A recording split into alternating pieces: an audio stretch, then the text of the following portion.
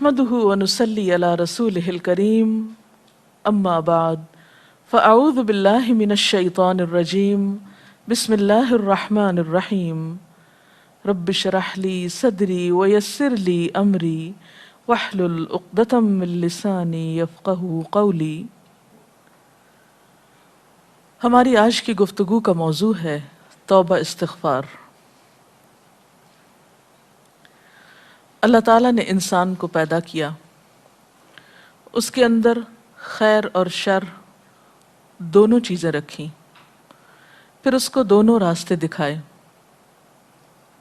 پھر اس کو آزادی بھی دی کہ وہ چاہے تو بھلائی کے راستے پہ چلے اور چاہے تو برائی کا راستہ اختیار کرے۔ انسان کو اللہ تعالیٰ نے جس راستے کے لیے پسند کیا وہ خیر و بھلائی کا راستہ ہے، اور اس راستے پہ چلانے کے لیے ہر دور میں پیغمبر بھیجے۔ سب سے پہلے انسان حضرت آدم علیہ السلام ایک پیغمبر بھی تھے۔ جب وہ دنیا میں بھیجے جا رہے تھے تو اس وقت اللہ تعالیٰ نے فرمایا فَإِمَّا يَأْتِيَنَّكُم مِّنِّي هُدًى فَمَن تَبِعَ هُدَايَ فَلَا خَوْفٌ عَلَيْهِمْ وَلَا هُمْ يَحْزَنُونَ، کہ اگر میری طرف سے تمہارے پاس کوئی ہدایت آئے تو جو میری ہدایت کی پیروی کرے گا اس کے لیے نہ خوف ہوگا نہ غم ہوگا۔ تو گویا خوف اور غم کے علاج کے لیے انسان کو جو نسخہ بتایا گیا وہ اللہ تعالیٰ کی طرف سے آئی ہوئی ہدایت کی پیروی کرنا، یا دوسرے لفظوں میں زندگی گزارنے کا وہ طریقہ اختیار کرنا جو اللہ تعالیٰ کی مرضی کے مطابق ہو۔ لیکن انسان اس کے لیے اس دنیا میں آنے کے بعد بہت سی آزمائشیں بھی ہیں۔ انسان کے ساتھ اس کا نفس بھی ہے، شیطان بھی ہے، پھر بسا اوقات انسان کا ماحول بھی ایسا ہوتا ہے کہ جس کے دباؤ میں آ کر انسان اللہ تعالیٰ کا راستہ چھوڑ کر یا اس کی مرضی اور رضا کا راستہ چھوڑ کر اللہ تعالیٰ کی نافرمانی کا راستہ اختیار کر لیتا ہے۔ ایسا کرنا اس کے لیے نہ دنیا میں فائدے کا باعث ہوتا ہے اور نہ ہی آخرت میں۔ انسان جب اللہ کی نافرمانی کرتا ہے، گناہ کرتا ہے، تو ہمیشہ پریشانی، احساس ندامت اور غم کا شکار ہوتا ہے، یعنی نتیجتاً دکھ اور پریشانی اس کا مقدر ہوتی ہے۔ ایسے میں انسان کیا کرے؟ انسان چونکہ فرشتہ نہیں، اس لیے یہ ممکن نہیں کہ اس سے کوئی غلطی نہ ہو۔ غلطی تو ہوگی کیونکہ انسان ہے، بھول چوک بھی ہے، خواہشات نفس بھی ہیں، تو یہ ہو نہیں سکتا کہ اس سے غلطی نہ ہو۔ اور انسان شیطان بھی نہیں کہ اس سے کوئی اچھائی نہ ہو اور صرف برائی ہی کرے، نہیں، انسان ان دونوں کے بیچ کی چیز ہے۔ اب سوال یہ پیدا ہوتا ہے کہ اگر انسان سے انسان ہونے کے ناطے غلطی ہو جائے، خطا ہو جائے، بھول چوک ہو جائے، وہ اللہ کی نافرمانی کا کام کر بیٹھے، تو پھر اس کے بعد کیا کرے؟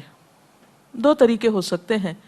ایک تو یہ کہ وہ مایوس ہو جائے، گناہ پر اصرار کرتا چلا جائے اور بالآخر ہلاکت کا شکار ہو، اور دوسرا راستہ اور دوسرا طریقہ پلٹنے کا راستہ ہے، توبہ کا راستہ ہے، بھولنے کے بعد واپس لوٹنے کا راستہ ہے، اور یہی راستہ اس کے لیے پسندیدہ راستہ ہے۔ قرآن پاک میں اللہ سبحانہ وتعالیٰ فرماتا ہے وَالَّذِينَ إِذَا فَعَلُوا فَاحِشَةً أَوْ ظَلَمُوا أَنفُسَهُمْ ذَكَرُوا اللَّهَ فَاسْتَغْفَرُوا لِذُنُوبِهِمْ وَمَن يَغْفِرُ الذُّنُوبَ إِلَّا اللَّهُ وَلَمْ يُصِرُّوا عَلَى مَا فَعَلُوا وَهُمْ يَعْلَمُونَ۔ اور اگر کبھی ان سے کوئی فحش کام سرزد ہو جاتا ہے یا وہ اپنے اوپر زیادتی کر بیٹھتے ہیں تو انہیں خدا یاد آ جاتا ہے اور وہ اس سے اپنے گناہوں کی معافی مانگ لیتے ہیں، اور خدا کے سوا اور کون ہے جو گناہوں کو معاف کر سکتا ہو، اور وہ جانتے بوجھتے اپنے کیے پہ ہرگز اصرار نہیں کرتے۔ یعنی گناہ کرنے کے بعد ان کے اندر جب احساس ندامت اٹھتا ہے وہ اللہ تعالیٰ کی طرف متوجہ ہو کے معافی مانگنے لگتے ہیں اور گناہ چھوڑ دیتے ہیں، اس پر اصرار نہیں کرتے۔ ایسے ہی لوگ اللہ تعالیٰ کے پسندیدہ لوگ ہوتے ہیں۔ ایک اور مقام پر آتا ہے ان الذین اتقوا اذا مسهم طائف من الشیطان تذکروا فاذا هم مبصرون، کہ فی الواقع جو لوگ اللہ سے ڈرنے والے ہیں، متقی ہیں، ان کا حال یہ ہوتا ہے کہ کبھی شیطان کے اثر سے کوئی برا خیال انہیں چھو بھی جائے، یعنی برا خیال بھی آئے، گناہ کا ارادہ بھی ہو، تو فوراً چوکنے ہو جاتے ہیں، یعنی تقویٰ کی برکت سے وہ ہوشیار ہو جاتے ہیں اور پھر انہیں صاف نظر آنے لگتا ہے کہ درست راستہ کیا ہے۔ نبی صلی اللہ علیہ وسلم نے فرمایا سارے کے سارے انسان خطا کار ہیں اور بہترین خطا کار وہ ہیں جو بہت زیادہ توبہ کرنے والے ہیں۔ تو توبہ کرنا بندے کے حق میں ایک پسندیدہ عمل ہے۔ قرآن پاک میں اللہ تعالیٰ اپنے پیارے بندوں کی ایک خاص خوبی کا ذکر کرتے ہیں کہ وَبِالْأَسْحَارِ هُمْ يَسْتَغْفِرُونَ، کہ اس سحری کے وقت وہ استغفار کرتے ہیں، معافی مانگتے ہیں۔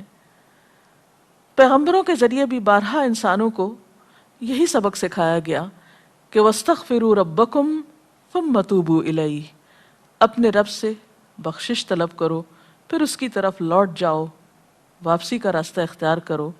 ان ربی رحیم ودود، بے شک میرا رب بہت رحم فرمانے والا، بہت محبت کرنے والا ہے۔ یعنی ایسا نہیں کہ اگر کسی انسان سے کوئی غلطی ہو جائے تو پھر وہ معاف نہیں کرتا اور ہمیشہ کے لیے وہ اس کی نظروں سے گر جاتا ہے، نہیں، 100 بار بھی اگر کوئی غلطی کرتا ہے اور پھر اس کو احساس ندامت ہوتا ہے، شرمندگی ہوتی ہے اور وہ پلٹتا ہے تو اللہ تعالیٰ اس کو معاف کرتا رہتا ہے۔ ایک حدیث میں آتا ہے ان اللہ یقبل توبۃ العبد ما لم یغرغر، اللہ بندے کی توبہ اس وقت تک قبول کرتا ہے جب تک کہ وہ آخری دموں پہ نہ ہو یا اس کی سانس نہ اکھڑ جائے، یعنی مرتے دم تک توبہ قبول ہوتی رہتی ہے۔ ہاں یہ الگ بات ہے کہ ایک انسان جب فوت ہو جاتا ہے اور وہ شرک کی حالت میں ہوتا ہے یا کفر کی حالت میں ہوتا ہے یا کسی کبیرہ گناہ کے ارتکاب کی حالت میں ہوتا ہے اور توبہ کیے بغیر مر جاتا ہے، تو مرنے کے بعد جب سزا سامنے آ جاتی ہے، اللہ تعالیٰ کی ناراضگی اور غصہ سامنے آ جاتا ہے، تو پھر توبہ کا موقع نہیں رہتا۔ اس لیے ہمیں کبھی بھی اللہ تعالیٰ کی رحمت سے نا امید نہیں ہونا چاہیے، گناہ کتنا بھی بڑا ہو جائے، غلطی کتنی بھی بڑی ہو، لیکن کبھی مایوسی پاس نہ پٹکنے پائے۔ قرآن پاک میں اللہ تعالیٰ فرماتے ہیں یا عبادی الذین اسرفوا علی انفسہم لا تقنطوا من رحمت اللہ ان اللہ یغفر الذنوب جمیعا انہ هو الغفور الرحیم، اے میرے وہ بندو جو اپنی جانوں پر زیادتی کر بیٹھے ہو، اللہ کی رحمت سے ہرگز مایوس نہ ہونا، یقیناً وہ تمہارے سارے کے سارے گناہ معاف فرما دے گا، وہ بہت ہی معاف فرمانے والا اور بڑا ہی مہربان ہے۔ اور تم اپنے رب کی طرف رجوع کرو اور اس کی فرما برداری بجا لاؤ، وَأَنِيبُوا إِلَىٰ رَبِّكُمْ وَأَسْلِمُوا لَهُ مِن قَبْلِ أَن يَأْتِيَكُمُ الْعَذَابُ ثُمَّ لَا تُنصَرُونَ، اس سے پہلے کہ تم پر وہ عذاب آ جائے کہ پھر تم کہیں سے بھی مدد نہ پا سکو۔ یعنی آخرت میں جب سزا سامنے آ جائے گی تو کوئی بھی شخص کتنی بھی توبہ کرے، کتنا بھی روئے دھوئے، پھر معافی نہیں ہو سکتی۔ ہاں جب تک وہ زندہ ہے کتنا بھی بڑا قصور ہے اس کی معافی ہو سکتی ہے۔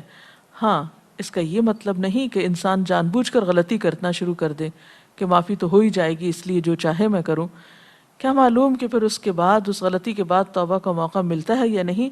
تو جان بوجھ کر غلطی نہیں کرنی چاہیے۔ اس سلسلے میں ہم دیکھتے ہیں حضرت یوسف علیہ السلام کے ساتھ جو کچھ ہوا، ان کے بھائیوں نے انہیں اندھے کنویں میں دھکیلا اور ان پر چوری کا الزام لگایا اور بہت زیادہ زیادتی کی، لیکن اتنے بڑے قصور کے بعد جب ان کو احساس ہوتا ہے کہ ہم غلط تھے تو وہ فوراً اپنے رب کے حضور معافی مانگتے ہیں اور اپنے والد سے بھی درخواست کرتے ہیں کہ آپ بھی اللہ تعالیٰ سے ہمارے لیے معافی کی درخواست کیجئے۔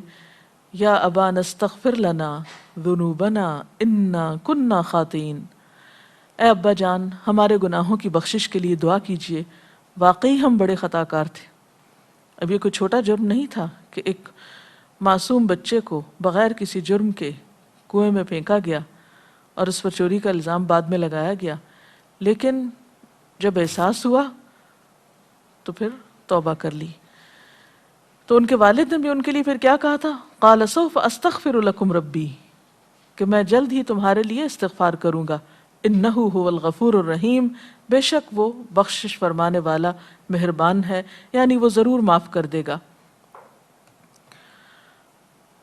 اور پھر ایک گناہ ہو یا زیادہ ہو، چھوٹا گناہ ہو یا بڑا گناہ ہو، توبہ کرنے میں دیر نہیں لگانی چاہیے، اور کبھی مایوس ہو کر کہ میرے تو گناہ معاف ہو نہیں سکتے، توبہ میں تاخیر نہیں کرنی چاہیے۔ اس سلسلے میں ہمیں احادیث کی صحیح کتابوں میں ایک واقعہ ملتا ہے، نبی صلی اللہ علیہ وسلم نے پچھلی اقوام کا ایک صحیح واقعہ اپنے صحابہ کرام کو سنایا کہ ایک شخص تھا جس نے 99 قتل کیے تھے، 99۔ تو اتنے قتل کرنے کے بعد اس کے دل میں خیال آیا کہ مجھے اپنے گناہ کی معافی مانگ لینی چاہیے۔ تو وہ کسی عابد و زاہد شخص کے پاس گیا اور اس سے پوچھا کہ کیا میری معافی ہو سکتی ہے؟ تو اس نے کہا کہ تم نے تو اتنے جرم کیے ہیں، تمہاری معافی نہیں ہو سکتی۔ اس نے اس کو بھی قتل کر دیا، اور یوں پورے 100 کا قاتل ہو گیا، یعنی 100 لوگوں کا قاتل ہو گیا۔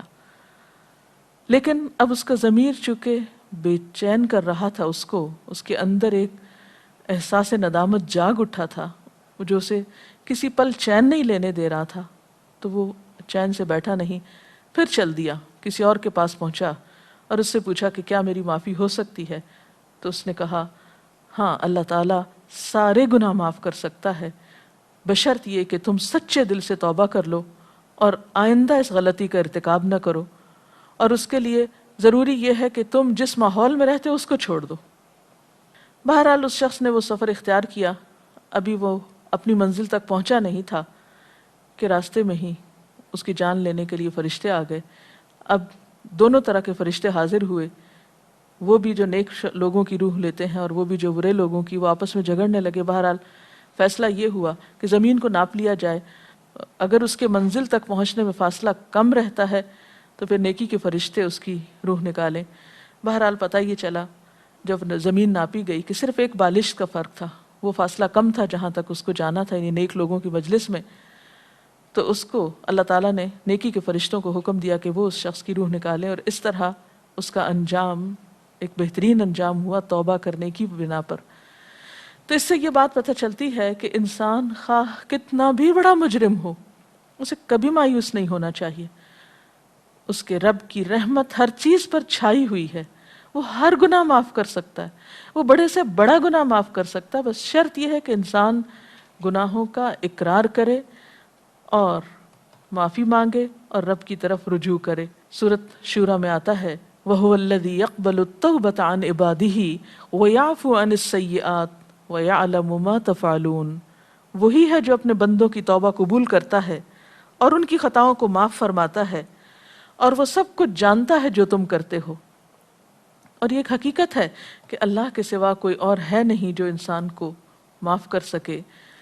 نبی صلی اللہ علیہ وسلم نے بھی فرمایا، لوگو خدا سے اپنے گناہوں کی معافی چاہو، اس کی طرف پلٹ آؤ، مجھے دیکھو میں دن میں 100 بار خدا سے مغفرت کی دعا کرتا ہوں۔ حالانکہ آپ سب جانتے ہیں کہ نبی صلی اللہ علیہ وسلم معصوم تھے، گناہوں سے پاک تھے، لیکن جب ان سے پوچھا گیا کہ آپ اس کثرت کے ساتھ استغفار کیوں پڑھتے ہیں، تو آپ نے فرمایا کہ افلا اکون عبدا شکورا، کیا میں اللہ کا شکر گزار بندہ نہ بنوں؟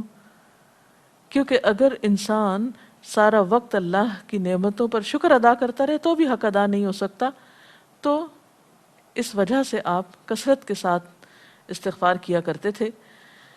اور اس میں دراصل ہمارے لیے ایک بہت بڑا سبق ہے کہ ہم زیادہ سے زیادہ استغفار کو اپنا شیوا بنائیں، کیونکہ استغفار کا فائدہ صرف یہی نہیں کہ انسان کے گناہوں کی معافی ہو جاتی ہے، بلکہ استغفار کا فائدہ یہ بھی ہے کہ انسان کی اور بہت سی مشکلات حل ہوتی ہیں۔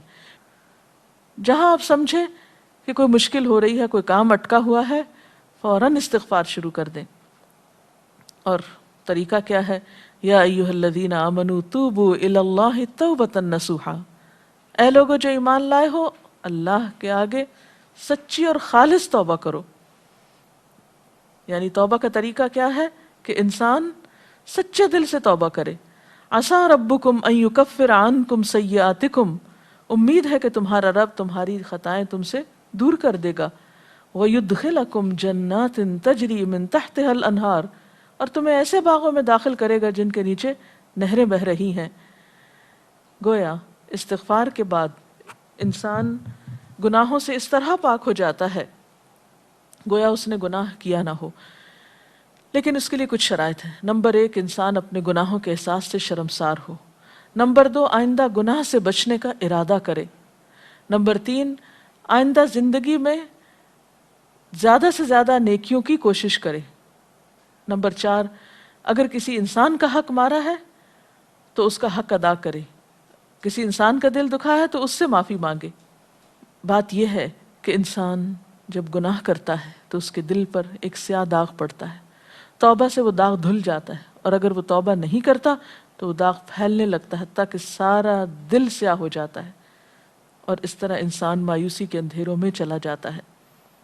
تو انسان کوشش اس بات کی کرے کہ اپنے توبہ پر پختگی کے ساتھ پھر قائم رہے اور پوری کوشش کے ساتھ نیکیوں کی طرف رجوع کرے، کیونکہ ان الحسنات یذہبن السیئات. اللہ تعالی ہمیں اس کی توفیق عطا فرمائے اور ہمیں اپنے ان بندوں میں شامل کر لے جو اس سے اس حال میں ملتے ہیں کہ وہ ان سے راضی ہوتا ہے اور وہ اس سے راضی ہوتے ہیں. اگر اس سلسلے میں آپ کے ذہن میں کچھ سوال ہے تو آپ کر سکتے ہیں. توبہ استغفار کرنے کا مسنون طریقہ کیا ہے؟ اب دیکھیے کہ توبہ کسی بھی وقت کی جا سکتی ہے اور اس میں دیر نہیں کرنی چاہیے، لیکن ایسے اوقات میں توبہ استغفار خصوصیت کے ساتھ کرنا جو قبولیت کے اوقات ہیں تو وہ زیادہ بہتر ہے. مثلا سحری کے وقت، یعنی تہجد کے وقت اگر کوئی گناہ ہو گیا ہو یا کوئی ایسی پریشانی ہو تو خصوصیت کے ساتھ تہجد کے وقت توبہ کریں. پھر اسی طرح دعا کی قبولیت کے جتنے بھی اوقات ہیں، مثلا اذان سننے کے بعد، قرآن پاک پڑھنے کے بعد، اسی طرح حج عمرے کے موقع پر، روزہ افطار کرنے کے وقت، نماز پڑھنے کے بعد، یہ وہ اوقات ہیں جن میں زیادہ سے زیادہ دعائیں قبول ہوتی ہیں.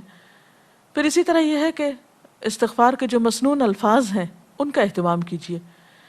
مثلا استغفر اللہ پڑھنا، یعنی صرف لفظ استغفر اللہ، اس کی اگر کوئی تسبیح کرنا چاہے تو ایسے بھی کر سکتے ہیں. پھر اسی طرح سنت سے یہ الفاظ بھی ثابت ہیں، استغفر اللہ ربی من کل ذنب واتوب الیہ.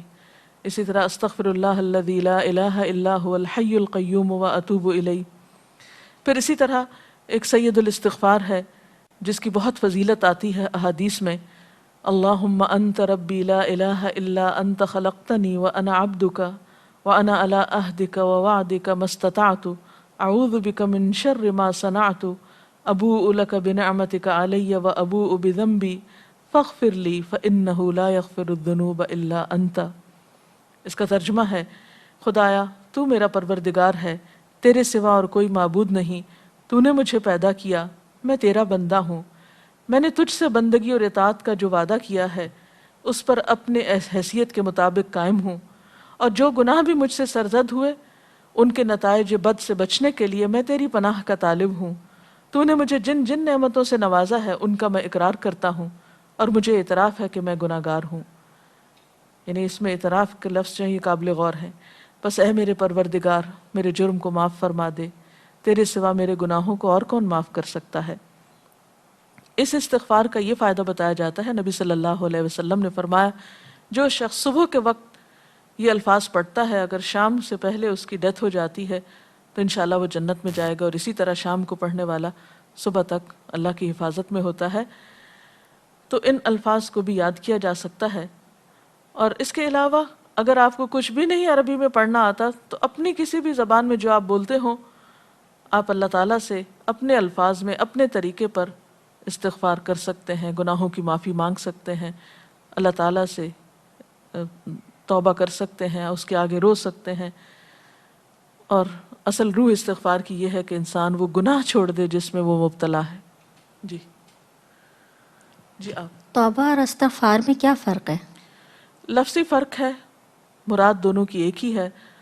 تابہ یتوب و توبن کا مطلب ہوتا ہے لوٹنا، پلٹنا، واپس آنا، یعنی گناہ چھوڑ دینا. اور استغفار کا معنی ہے بخشش مانگنا. گویا توبہ کا مطلب ہے کہ گناہ سے واپسی، گناہ ترک کر دینا، اور استغفار کا مطلب ہے اللہ تعالیٰ سے یہ استدعا یا دعا کرنا کہ وہ گناہوں کو ڈھانپ دے، ان کی سزا نہ دے۔